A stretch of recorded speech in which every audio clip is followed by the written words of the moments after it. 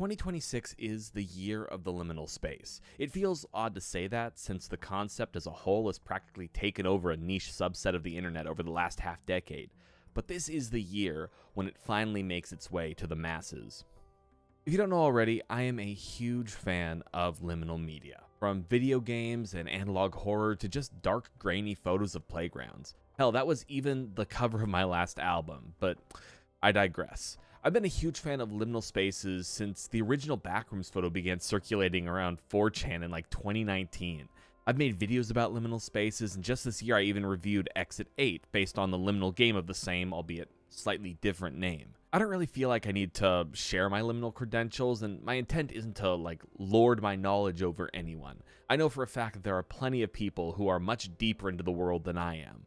But I do think it's worth mentioning because it does impact the way that I approached the new Backrooms movie. I think it should be known that I went into the movie with, I would say, more knowledge about the lore in the universe than the average person. What that means is I am familiar with some of the concepts, although not all of them, but I do have a pretty thorough understanding of some things that might confuse or turn away new viewers. I say that because I think that The Backrooms is going to be a fairly divisive movie, and I think some people may come away feeling like some of the reveals in the movie are stupid or contrived or cliche or whatever. But that wasn't my perspective on it. As I've seen in Kane Parsons' work, a lot of the things that may seem like a reveal have been part of his story all along. Basically, to make a long story short, I think having a baseline understanding of Kane Parsons' backroom lore does improve the movie.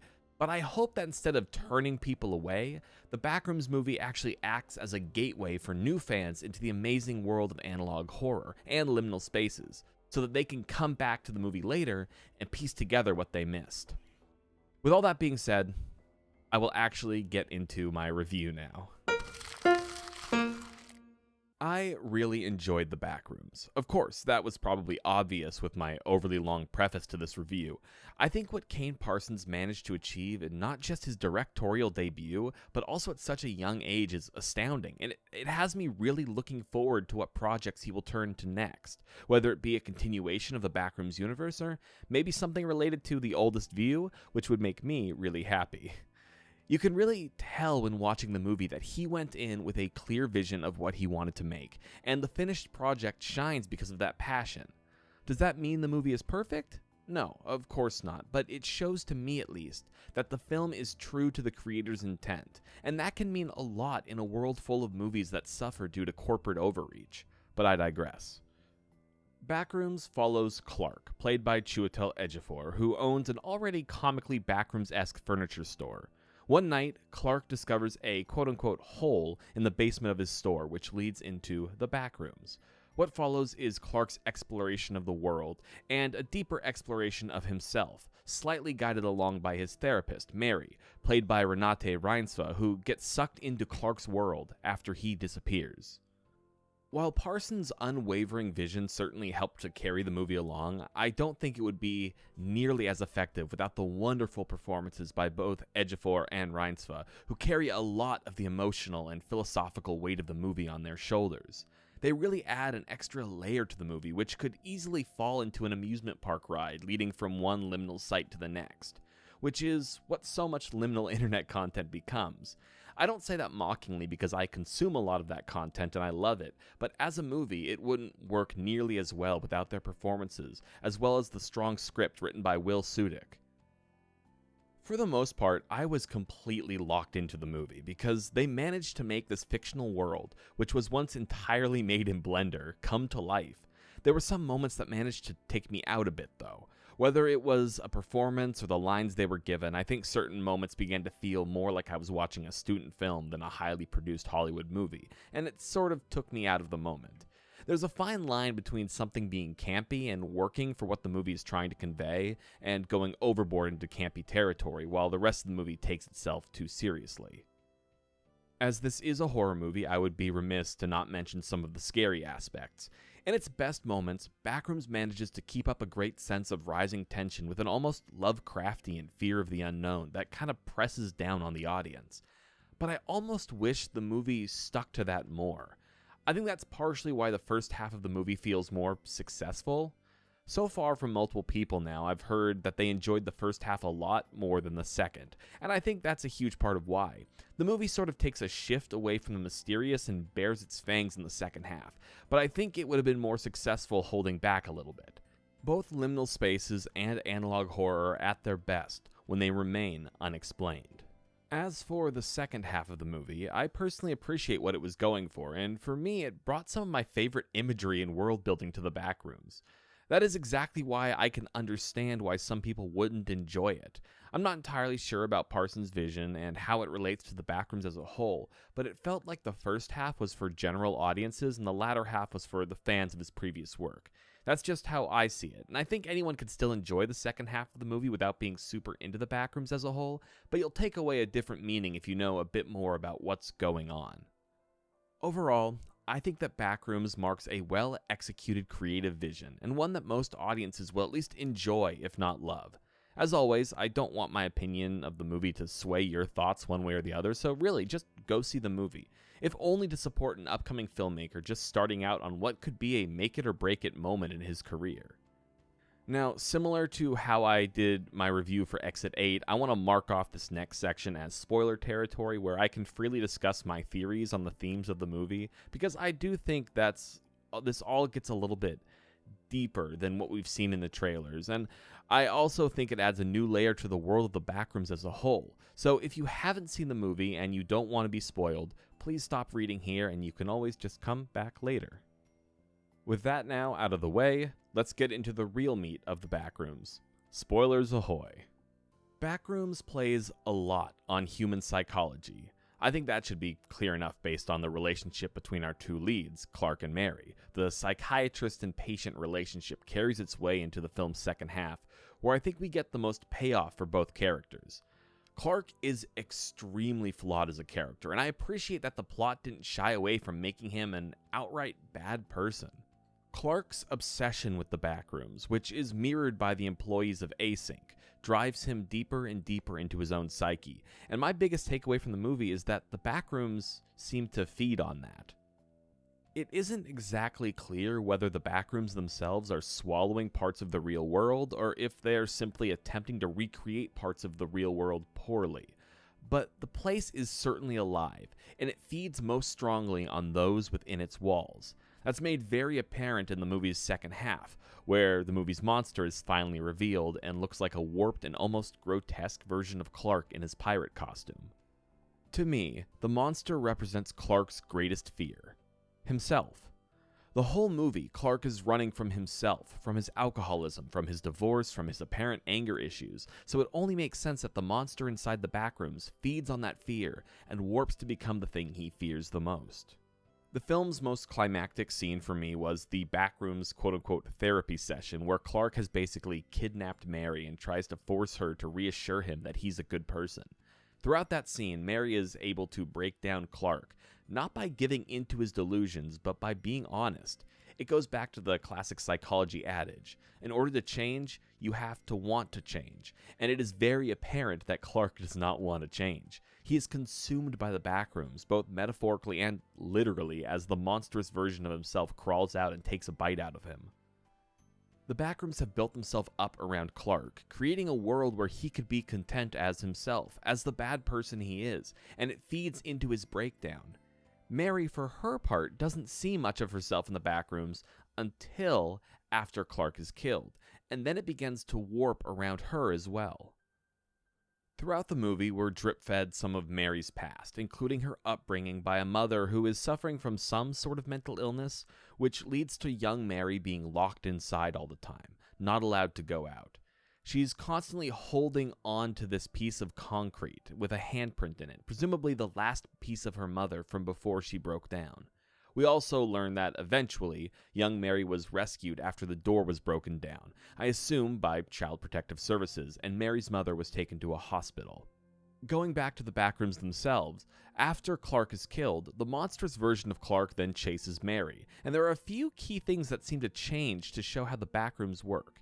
First off, when Mary enters this one room with a seemingly bottomless pit, the monster attempts to break through the door, and when it does break through, we can very clearly see that the monster's hand is now Caucasian, and not black like it was previously. The monster is already beginning to slowly change to reflect whatever it is that Mary fears. My assumption is that it will be her mother, but we never see for sure. We've already seen a few hints that the backrooms are changing earlier on too, although Mary doesn't realize it. Like when Mary first enters the space, the furniture that was piled up when Clark arrived is now totally gone. And on a smaller note, a pathway that Clark had opened earlier in the movie is also gone when Mary enters. Those are just a few signs that point to the space warping around its visitors. Hey, hi, this is Andy. Kind of unscripted here, but I just saw Backrooms a second time, and I wanted to come in and issue some corrections, I guess, to random things that I noticed in my second watch of the movie.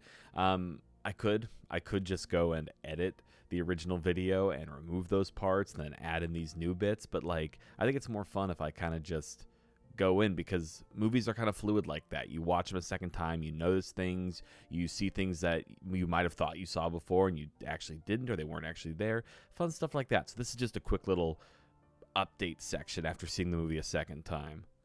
So one thing I noticed, and I actually kind of paid special attention for this, is I mentioned I thought the color of the skin changed on the monster's hand during the late movie chase scene, and I was wrong about that.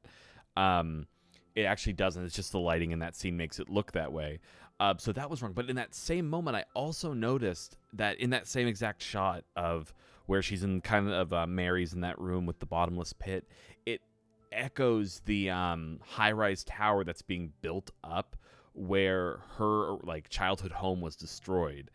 And I think it's really fascinating that it at least it looks that way, where it's got that same kind of outer appearance of that building, but it's on the insides of the walls. It's kind of a crazy shot. Going off of that too, I kind of want to give a shout out to Red Letter Media. I watched their Half in the Bag review before going to see the movie a second time, so this isn't my original thought, but it's something they mentioned, and I paid special attention to it on the second watch because I didn't notice it at all my first watch through. But there's a whole theme in the movie about destroying things and building things on top of them, which is exactly basically what the Backrooms seems to do. It's they mentioned in that review about how you have Mary's house being destroyed, and then they're going to build the high rise on top of it. The same way that the Backrooms changes and morphs, it builds things on top of itself to change and create, and it's kind of this weird duality that the Backrooms is almost the same as the real world. And there's tons of moments like this throughout the movie where you can notice it, and especially right at the end where it's showing all the shots of the different real world locations inside of the Backrooms. You can really notice those moments of oh hey, this is the Backrooms layering on top of itself and adding and adding and adding.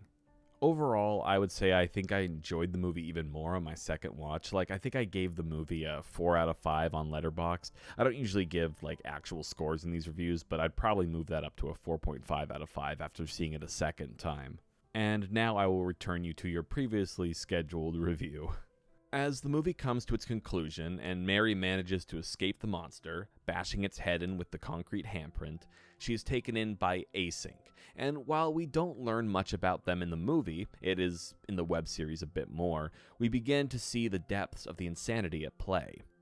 Phil, an Async agent played by Mark Duplass, shares that portals to the Backrooms have been popping up all over, and that Async is trying to simply understand anything about the place as a whole.